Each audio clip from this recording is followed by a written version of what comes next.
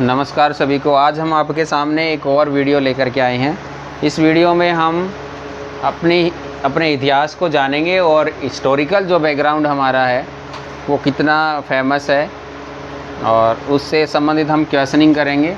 आप हमारे चैनल को सब्सक्राइब कर सकते हैं, फॉलो कर सकते हैं। जॉब अपडेट के लिए, जीके करंट अफेयर के लिए, टीचिंग नॉन टीचिंग जॉब के लिए या फील्ड ट्रेनर पोस्ट के लिए, जिस भी कंपनियों में या फिर प्राइवेट गवर्नमेंट HKRN आदि में जो भी पोस्ट निकलती हैं तो उनकी जानकारी हम तुरंत आप तक पहुंचाने की कोशिश करते हैं। तो आप इस चीज़ों के लिए हमारे चैनल को सब्सक्राइब कर सकते हैं। आज हम कुछ क्वेश्चनिंग लेकर के आए हैं DSSB की तैयारी वाले बच्चों के लिए। सिंधु घाटी सभ्यता के लोग मुख्यतः किसकी उपासना करते थे? सिंधु घाटी की जो लोग थे वो अपनी उर्वरता और समृद्धि की प्रतीक अपनी सभ्यता को आकृति देने वाली शिव, विष्णु, मातृ देवी या इंद्र, मातृ देवी की पूजा करते थे। किसकी करते थे? मातृ देवी की। सिंधु घाटी के लोग मातृ देवी की पूजा करते थे। अशोक का कलिंग युद्ध कब हुआ था? अशोक का कलिंग युद्ध कब हुआ था? 262 ईसा पूर्व, 261 ईसा पूर्व, 260 ईसा पूर्व या 268 ईसा पूर्व। तो कलिंग युद्ध जो है ये वर्तमान में उड़ीसा में है और यह युद्ध 261 ईसा पूर्व हुआ था। इस घटना के बाद बहुत ज़्यादा मानहानि, जनहानि और आर्थिक नुकसान होने के बाद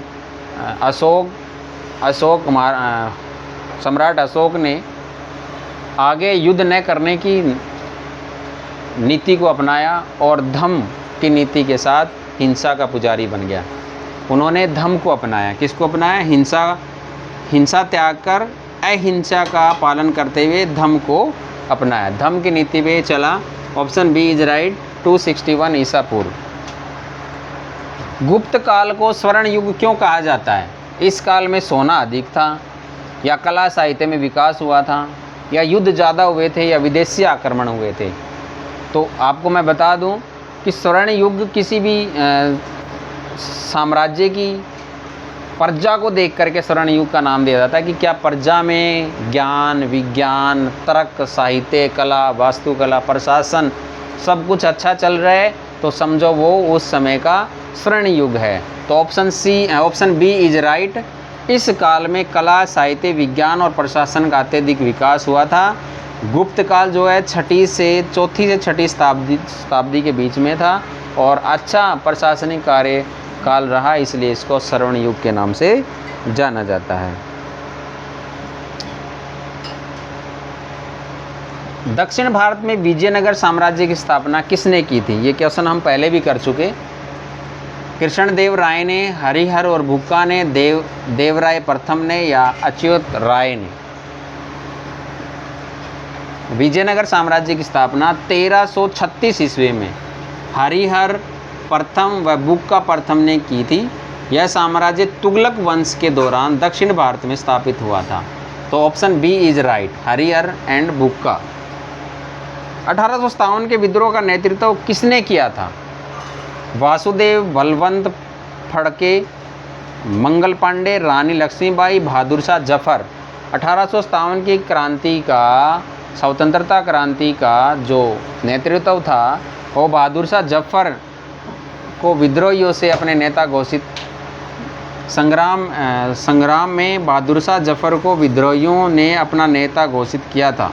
वे मुगल सम्राट थे और इस विद्रोह का प्रतीकात्मक नेतृत्व उसी के नाम से किया गया। तो बहादुर शाह जफर जो है ऑप्शन डी इज राइट।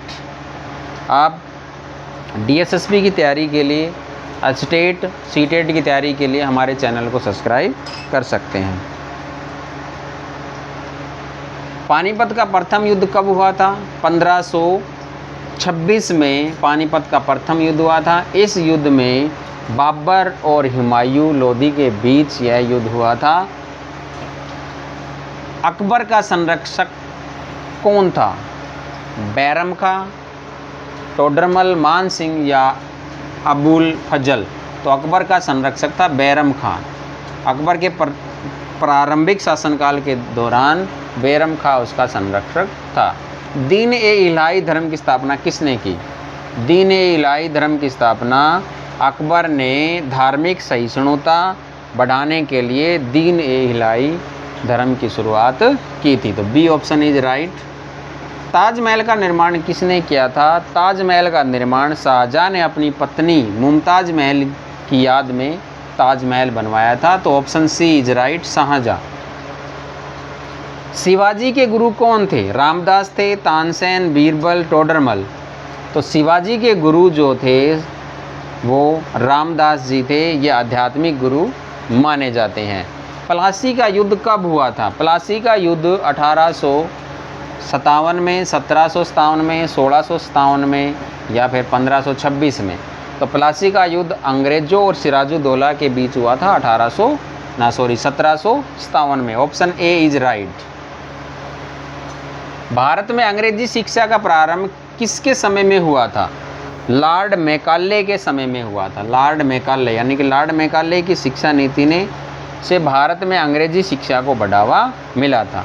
1857 की क्रांति का तात्कालिक कारण क्या था? सबको पता है, बहुत इंपॉर्टेंट क्वेश्चन है। नई एनफील्ड राइफल के कारतूसों में गाय और सूअर की चर्बी के कारण सैनिक भड़क गए थे और इसको हम ऑप्शन बी कारतूस विवाद के नाम से भी जानते हैं। भारतीय राष्ट्रीय कांग्रेस की स्थापना डॉक्टर ए.ओ. ह्यूम ने की थी 1885 में। Option B is right. Jallianwala Bagh हत्याकांड कब हुआ था? 1915, 1919, 1921, 1930। तो ऑप्शन बी इज राइट। 1919 में जलियांवाला बाग, 13 अप्रैल 1919 में अमृतसर के जलियांवाला बाग में जनरल डायर ने निहत्थे लोगों पर गोलियां चलाई थी। ये कुछ क्वेश्चन हैं जो हम आपको पीपीटी के माध्यम से प्रोवाइड करवाएंगे। आनंद इंस्टीट्यूट ऑफ कंप्यूटर एजुकेशन के इंस्टाग्राम पे आपको ये पीपीटी मिल जाएगी। इसमें काफ़ी अच्छे अच्छे क्वेश्चन हैं कि संगम साहित्य क्या है, रजिया सुल्तान की पुत्री का क्या नाम है, तुगलक वंश का संस्थापक कौन है। तो बहुत सारे अच्छे अच्छे क्वेश्चन हैं। ये आप जो है उस पीपीटी में आप अच्छे से इनको देख पाओगे। अगला क्वेश्चन है, साइमन कमीशन भारत कब आया था? तो साइमन कमीशन 1828 में भारत आया था, जिसका भारतीयों ने विरोध किया था। तो option C is right. Sorry, 1928 में। C is right, 1928। करो या मरो का नारा किसने दिया था? भारत छोड़ो आंदोलन के दौरान करो और मरो का नारा महात्मा गांधी ने दिया था। Option B is right, Mahatma Gandhi. Bharat छोड़ो आंदोलन की शुरुआत कब हुई थी? भारत छोड़ो आंदोलन की शुरुआत 8 अगस्त 1942 को हुई थी। ऑप्शन बी इज राइट, 8 अगस्त 1942। आज़ाद हिंद फौज की स्थापना किसने की थी? भगत सिंह ने, सुभाष चंद्र बोस ने, चंद्रशेखर आज़ाद ने या राजगुरु ने? आज़ाद हिंद फौज की स्थापना नेताजी सुभाष चंद्र बोस ने आज़ाद हिंद फौज की स्थापना और नेतृत्व किया था। तो सुभाष चंद्र बोस जो है, option B is right. Bharat का विभाजन कब हुआ? भारत का विभाजन, भारत में से पाकिस्तान अलग हो गया तो जब भारत आज़ादी के समय 1947 में। ऑप्शन सी इज राइट, 1947 में भारत का विभाजन हुआ था। भारतीय संविधान कब लागू हुआ था? 26 जनवरी 1950। 26 जनवरी 1950। ऑप्शन बी इज राइट, भारतीय संविधान को लागू किया गया था। संविधान सभा के अध्यक्ष कौन थे? संविधान सभा के स्थायी अध्यक्ष डॉक्टर राजेंद्र प्रसाद थे। स्थायी अध्यक्ष doctor Rajendra Prasad. Option A is right. भारतीय संविधान के निर्माता किसे कहा जाता है? गांधी जी, राजेंद्र प्रसाद, अंबेडकर या फिर जवाहरलाल नेहरू? Doctor B R. अंबेडकर को भारतीय मसौदा समिति के अध्यक्ष के रूप में जाना जाता है और इसी को भारतीय संविधान के निर्माता के रूप में भी जाना जाता है। भारत का राष्ट्रीय गीत कौन सा है? वंदे मातरम, जनगण मन, सारे जहां से अच्छा, ए मेरे वतन के लोगों?